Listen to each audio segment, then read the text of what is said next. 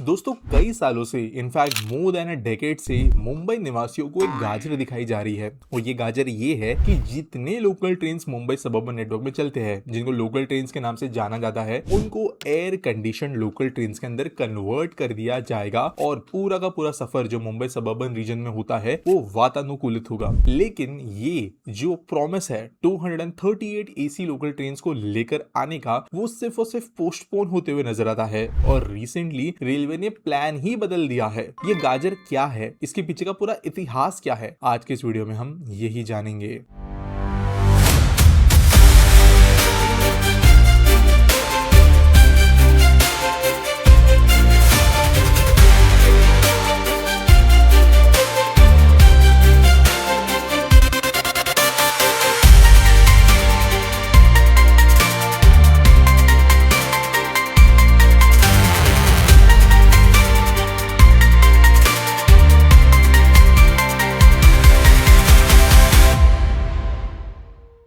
दोस्तों मैं आपको यहाँ पर एकदम सिंपली समझा देता हूँ कि ये वीडियो जो है इसके अंदर क्या क्या चीजें समझने को आपको मिलेगी। पहला ये कि मुंबई के अंदर ये एसी लोकल ट्रेन्स को पूरे के पूरे सिस्टम को रिप्लेस करने की मांग क्यों हो रही है। दूसरा ये कि रेलवे कौन कौन से नाकामयाब प्रयास कर चुका है सारे ट्रेन्स को लोकल ट्रेन में कन्वर्ट करने के लिए और अभी उन्होंने जो एक नया प्लान लाया है सारे के सारे ट्रेन्स को एसी में कन्वर्ट करने के लिए वो एक नंबर का घटिया प्लान क्यों है, वो भी मैं इस वीडियो के अंदर आपसे बात करके समझाऊंगा। और यहाँ पे ये सब चीज समझने के पहले जरूरी ये है कि मुंबई में एसी लोकल ट्रेन का इतिहास क्या है वो जान लेना जरूरी है। अब देखो 2002-2001 ये वो साल थे जब एमयूटीपी बन गया था, यानी कि एमआरवीसी मुंबई रेल विकास निगम के अंतर्गत स्टेट गवर्नमेंट महाराष्ट्र की अपना पैसा लगाना शुरू कर चुकी थी मुंबई के लोकल्स को अपग्रेड करने के लिए और तब लोकल ट्रेन को एयर कंडीशन बनाने का कॉन्सेप्ट सामने रखा गया। और जैसे सरकारी फैशन के अंदर होता है लंबे लंबे समय तक यहाँ पे कोई बहुत बड़ा एक्शन देखने को नहीं मिला। इनफैक्ट साल 2016 तक कोई एसी ट्रेन देखने नहीं मिली। अब यहाँ पर सिर्फ और सिर्फ गवर्नमेंट का आलस या जो ब्यूरोक्रेटिक इश्यूज है वो नहीं थे, लेकिन यहाँ पर कहीं ना कहीं भी प्रैक्टिकल इश्यूज भी थे।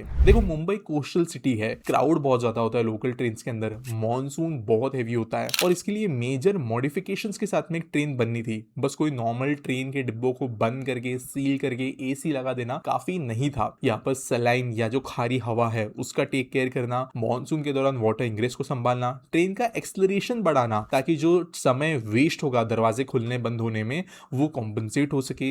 इन सब आइडियाज के साथ में जो है लोकल ट्रेन को चलाने का डिसीजन लिया गया। और इसके अंदर एक बहुत बड़ा जोक ये भी है कि फाइनली जब 2016 में पहली रेक आई भी तो वो सेंट्रल रेलवे के कुर्ला कारशेड में आई थी। तो एक्सपेक्टेशन ये थी कि सेंट्रल लाइन पे ये चलेगी, लेकिन डिजाइन के दौरान शायद कुछ चीजों को देखा नहीं गया था, जिसकी वजह से हुआ यह कि सेंट्रल रेलवे के कुछ स्ट्रक्चर्स थे, कुछ पुराने ब्रिजेस थे, कुछ पुराने खंभे वगैरह थे जो उस हल्की सी बड़ी हुई लोकल ट्रेन के हाइट के बीच में आ रहे थे, जिसकी वजह से ट्रेन को सेंट्रल रेलवेज में चलाया नहीं जा सकता था और इसे सौंप दिया गया वेस्टर्न रेलवेज को। और फिर 2017 के 25 दिसंबर को फाइनली मुंबई के अंदर एसी लोकल ट्रेन चली बिटवीन चर्च गेट एंड बुरिवली। बाद में कुछ सर्विसेज विरार तक भी आई, लेकिन मेजरली ये 12 डिब्बों की ट्रेन जब चलना शुरू हुई तब एज एक्सपेक्टेड लोगों ने इसको रिस्पॉन्स नहीं दिया। लोग सोच सकते हैं कि एसी मुंबई जैसे ह्यूमिड, हॉट और रिच सिटी के अंदर सक्सेसफुल होती, लेकिन कुछ इश्यूज थे लोकल ट्रेन के अंदर। मेनली ये कि क्योंकि इसके रेक्स कम थे तो फ्रीक्वेंसी नहीं थी। फ्रीक्वेंसी न होने की वजह से आप रिलायबली कोई पास नहीं खरीद सकते और टिकट भी खरीद रही तो आपको पता नहीं होता कि ट्रेन आएगी नहीं आएगी, जनरली लेट ही चलती थी। तो इसकी वजह से लोगों ने इसको इतना रिस्पॉन्स दिया नहीं। दूसरा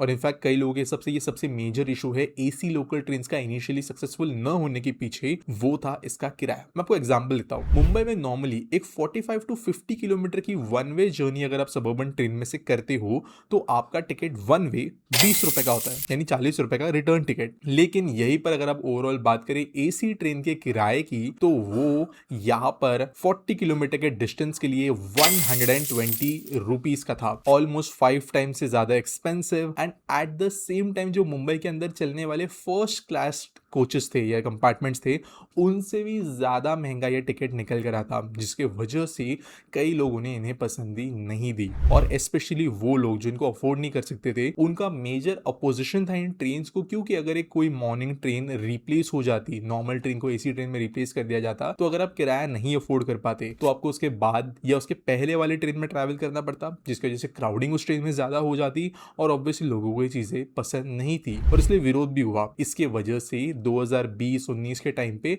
एक नई कंसेप्ट के बारे में भी सुनने को मिला, जो बेसिकली ये था कि आधी ट्रेन जो है या कुछ कंपार्टमेंट जो है वो एयर कंडीशन रखे जाएंगे, जबकि कुछ कंपार्टमेंट जो है उनको हम नॉन एयर कंडीशन रखेंगे। जैसे हमारी नॉर्मल पैसेंजर ट्रेन चलती है वैसे काइंड ऑफ कॉन्सेप्ट बनाया गया। लेकिन क्योंकि ये एक ईएमयू यूनिट होती है, इसके अलावा टिकटिंग का इशू था, उसके अलावा इलेक्ट्रिकल सब सिस्टम्स का इशू था और कई टेक्निकल इश्यूज के चलते ये टाइप का ट्रेन डिजाइन पॉसिबल हो नहीं पा रहा था। और इसकी वजह से रेलवे से कंफ्यूजन में आ गई कि क्या फ्यूचर सच में फुल्ली एसी ट्रेन का है या नहीं। और रेलवेज ने जो है इसके वजह से ये आइडिया भी धीरे धीरे स्क्रैप कर दिया। और यहीं पर कहानी शुरू होती है पूरे के पूरे सबअर्बन सिस्टम को एयर कंडीशन बनाने के लिए। दोस्तों, हम फ्रीबीज की बात करते हैं, जैसे कि ग्रामीण एरियाज के अंदर बहुत चीजों के अंदर, चाहे वो नॉर्मल फर्टिलाइजर से लेके खाने से लेके कई स्कीम्स के अंदर मिलने वाले फ्रीबीज हो, जो कि रूरल इंडिया को वोट बैंक बहुत ताकतवर वाला बना के रखते हैं। लेकिन सिमिलरली अर्बन एरियाज में, जैसे कि हमारी लोकल ट्रेन है, ये भी एक टाइप की अर्बन फ्रीबी है, जहां पर किराया पिछले कई दशकों से बिल्कुल भी बढ़ाया नहीं गया है। और इसलिए रेलवेज को भी ऑप्शन चाहिए था कि वो कहीं ना कहीं पे अपने अब कॉस्ट को जस्टिफाई कर सके। इसके अलावा कहीं ना कहीं पे जबरदस्ती फ्यूचर की तरफ एक पुश करने की जरूरत थी। और यही एंट्री होती है 238 रेक्स को मंगाने की, एक रेक में 12 डिब्बे। और MUTP 3 के अंतर्गत डिसाइड हुआ कि धीरे धीरे मुंबई के सारे सबअर्बन नेटवर्क को हम एयर कंडीशन करेंगे। वैसे इनिशियली सीधा 238 का टेंडर नहीं निकाला गया, बल्कि 47 एसी रेक्स का टेंडर निकाला गया था, यानी कि 564 कोचेस। और 2018 में ICF जो है, इन्होंने इसके लिए काम शुरू किया। लेकिन उसके बाद में कुछ महीनों के भीतर ही नवंबर 2018 में टेंडर कैंसिल कर दिया, क्योंकि RDSO ने ये कहा कि टेक्निकल क्लैरिफिकेशन मांगने के बाद में जो सेटल्ड डिटेल्स है, यानी कि एग्जैक्टली टेक्निकल क्लैरिफिकेशंस या टेक्निकल स्पेसिफिकेशंस, इंजीनियरिंग बेसलाइंस क्या होनी चाहिए, वो अब तक ठीक से ICF ने बताया ही नहीं। तो इसकी वजह से टेंडर को नहीं किया जा सकता। 2019 मई में फिर से इसको इन्वाइट किया गया, फिर से इसको कैंसिल कर दिया गया। और रेलवेज ने उस समय पर ये बोला कि जो प्रोपल्शन सिस्टम है, यानी जो ट्रैक्शन मोटर्स वगैरह लगेगी, वो कैसे प्रोक्योर की जाएगी, कौन सी वाली प्रोक्योर की जाएगी, वो रेलवे इंडियन प्रोडक्शन यूनिट्स के अंतर्गत होगी या प्राइवेट वगैरह, ये सप्लायर लेवल पे अब तक डिसाइड नहीं हुआ है, जिसकी वजह से टेंडर कैंसिल कर दिया गया। यानी कि जो ये 238 ट्रेन का फेमस प्रोग्राम था, उसके पहले ही 47 ट्रेन का प्रोग्राम बार बार रीसेट होता हुआ नजर आ रहा था। लेकिन फिर ये अचानक से नंबर बढ़ कैसे गया, चलो वो समझते हैं। देखो, MUTP 3 के अंदर ये 47 वाला प्लान तो 2 बार फेल हो चुका था। तो MUTP 3A के अंतर्गत एडिशनल 191 रेक्स को इन 47 रेक्स में ऐड करने का डिसीजन लिया गया, जिसके वजह से ये आंकड़ा 238 तक पहुंचा। और ये 12 कोचेस की ट्रेन होती, यानी 2856 एयर कंडीशन लोकल ट्रेन के डिब्बे जो है मुंबई में आने थे। और कॉस्ट थी लगभग 19,293 करोड़ रुपीस की। और यहाँ पर दोस्तों एक अच्छी बात ये भी थी कि इन्होंने कहा था कि सिर्फ ट्रेन्स नहीं लाना, लेकिन यहाँ पर ओवरऑल जो मेंटेनेंस इंफ्रास्ट्रक्चर है उसको भी इंक्लूड किया गया। रफली सब कुछ मिलाकर 21,600 करोड़ तक कॉस्ट जा रही थी। और तब ये उम्मीद जागी कि फाइनली मुंबई को अपना नेक्स्ट जनरेशन ऑफ फ्लीट मिलने वाला है, जो कि बहुत ज्यादा मॉडर्न होगा।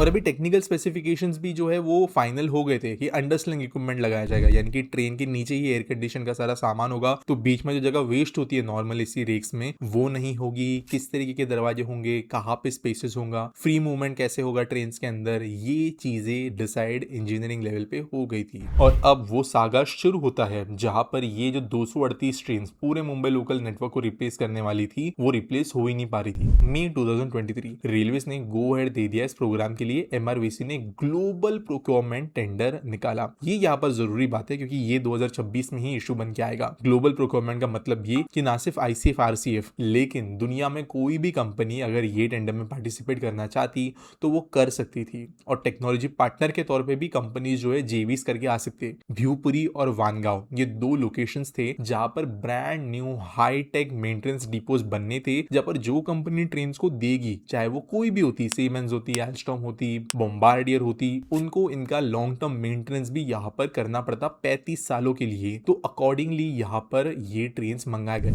इसके अलावा और फीचर्स भी थे, जैसे CCTV cameras, passenger communication system, fire detection, modern passenger information system, dynamic route displays, better acceleration, walk through interiors और 130 किलोमीटर पर आवर तक की ऑपरेशनल स्पीड यहाँ पे इन ट्रेन के अंदर आने वाली थी। इनफैक्ट इन ट्रेन के अंदर रीजनरेटिव ब्रेकिंग की भी बात की गई थी, यानी कि ट्रेन जब ब्रेक करती तो बिजली वापस ग्रिड के अंदर भेजती, जिसकी वजह से ट्रेन ज्यादा एफिशिएंटली बनती। लेकिन फिर एमआरवीसी ने इस टेंडर को कैंसिल कर दिया, ये कहते हुए कि कंपनीज क्वालिफाई कर ही नहीं पा रही है इस टेंडर के रिक्वायरमेंट्स के हिसाब से, और इसके अलावा वेस्टर्न रेलवे, सेंट्रल रेलवे की भी इनपुट्स की जरूरत थी। और जो एयर कंडीशन माइग्रेशन स्ट्रेटेजी है, यानी कि नॉर्मल ट्रेन को एसी ट्रेन में कन्वर्ट करने की स्ट्रेटेजी है, वो भी अब तक कंप्लीट हो नहीं पा रही। तो यहाँ पर इसके वजह से टेंडर कैंसिल कर दिया गया। तो अब मुंबई का ट्रांजिशन कैसे होना था देखते हैं। सबसे बड़ा इशू था कि किराए का क्या होगा, भाड़ा यानी जो ओवरऑल फेयर हो वो कैसे होगा। इसके अलावा कई बार अब ये इश्यूज देखे जा रहे थे ट्रेन्स में, जब तक एयर कंडीशन ट्रेन्स पॉपुलर हो चुकी थी उनमें, कि कई बार रश आवर के दौरान डोर्स को बंद करने में इशू आती क्राउड की वजह से, वो कैसे हैंडल होता।